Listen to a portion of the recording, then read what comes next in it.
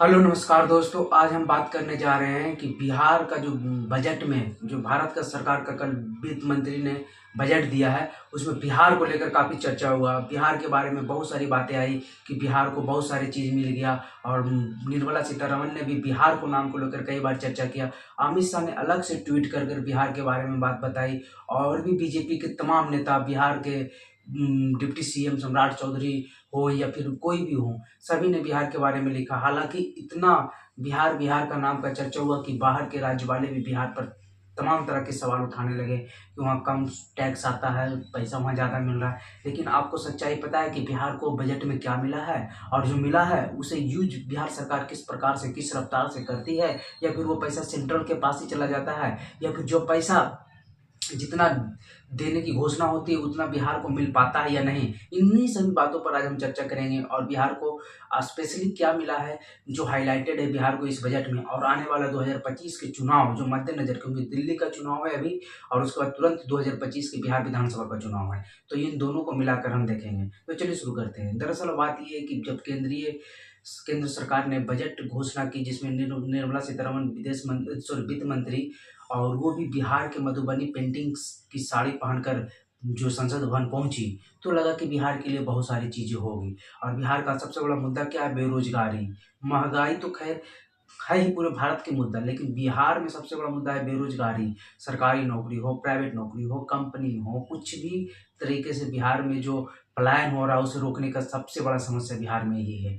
उसके बाद ही है एयरपोर्ट और तमाम तरीके की चीज़ें, क्योंकि एयरपोर्ट में बिहार में के लोगों के पास उतना पैसा सक्षम ही नहीं है कि वो एयरपोर्ट से उड़ें।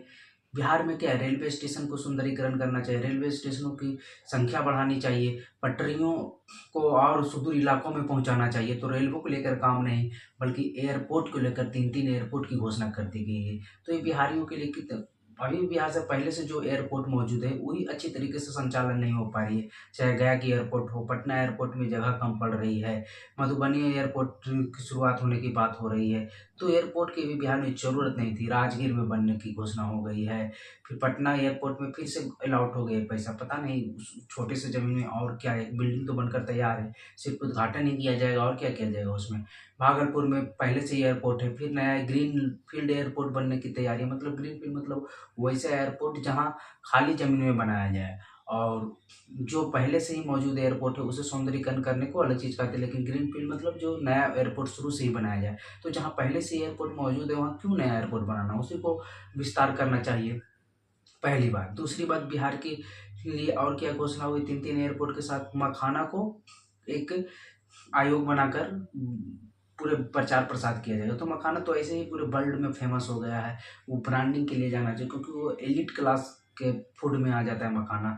लोग काजू किशमिश की तरह उसे देखते हैं और उसका उपयोग करते हैं, और पूरी दुनिया पहले से ही जानती है। तो मखाना को क्या, बिहार में अगर कुछ चीज़ को बढ़ावा देना ही था तो बिहार के सब्जियों का भी हाल फिलहाल में आप लोगों ने देखा होगा किस प्रकार से न्यूज़ में जब किसान परेशान थे, सब्जी इतनी सस्ती थी कि फूलगोभी में ट्रैक्टर चलवा दिया गया, वीडियो में आप लोग देखे होंगे।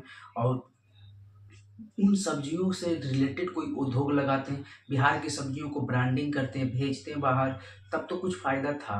जो चीज़ पहले से ही फेमस है उसी चीज़ को फिर से बनाएंगे, वो खाली बोर्ड बन जाएगा। जैसे होटल मैनेजमेंट का एक रामविलास पासवान ने बिहार में लाया था, वो सिर्फ नाम का है, कितने लोग होटल मैनेजमेंट करके बाहर में बिहार के लोग जा रहे हैं, नहीं ना? तो उसी प्रकार से ये भी होगा।